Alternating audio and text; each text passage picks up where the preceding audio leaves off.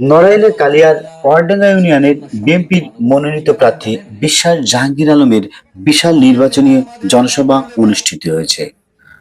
মোহাম্মদ মনিরুজ্জামান চৌধুরীর ভিডিও তথ্যচিত্রে থাকছে বিস্তারিত।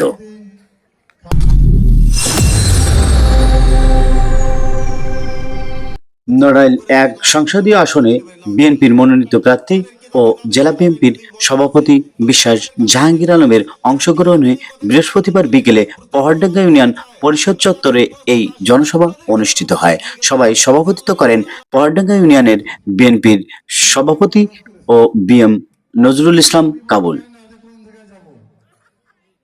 এ সময় উপস্থিত ছিলেন নড়াগাতি থানা বিএনপির সভাপতি খান মতিউর রহমান, কালিয়া উপজেলা বিএনপির ভারপ্রাপ্ত সভাপতি আসাদুর রহমান মিন্টু, সাধারণ সম্পাদক ডাক্তার বুলবুল কবির সহ বিএনপির অঙ্গ সহযোগী সংগঠনের বিভিন্ন পর্যায়ের নেতাকর্মীরা।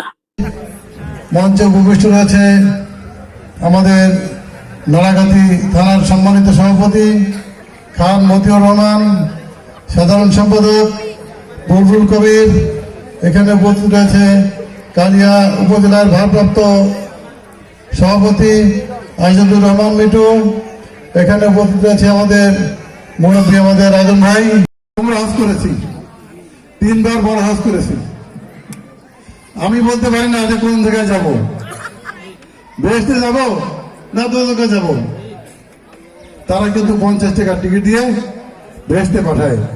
অতএব আপনারা কখনোই বিভ্রান্ত হবেন না, ওদের ফাঁদে দয়া করে পা দিবেন না। ওদের ফাঁদে পা দিলে ওরা এই দেশে কি করবে? ইসলামী শাসন কায়েম করবে, আমাদের মা বোনরা ঘর থেকে বেরোতে পারবে না। এটা যদি এখানে একটু ব্লাউজ ছোট বড় থাকে, আগে দেখেছিলাম ওই সময় কালো একটা দাগ দিয়ে দিত, হালকাতরা দিয়ে দিত। কি এখানে অনেক যারা আছেন বয়স্ক, এটা আপনারা জানেন, দেখছেন এক সময়, তা হালকাতরার মধ্যে আমাদের যাওয়ার দরকার নেই। হ্যাঁ, আমরা ভালোভাবে চলি, আমরা স্বাধীনভাবে চলি। বক্তব্যে বিশ্বাস জাহাঙ্গীর আলম জনগণের ভোটার অধিকার ও গণতন্ত্র পূর্ণধারে ঐক্যবদ্ধভাবে কাজ করার আহ্বান জানান এবং নির্বাচিত হলে এলাকার উন্নয়ন প্রতিশ্রুতি দেন।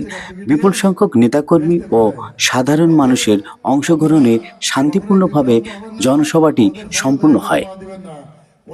জুলুম করেছে, নাউজুবিল্লাহ বলেন, সকলে বলেন নাউজুবিল্লাহ।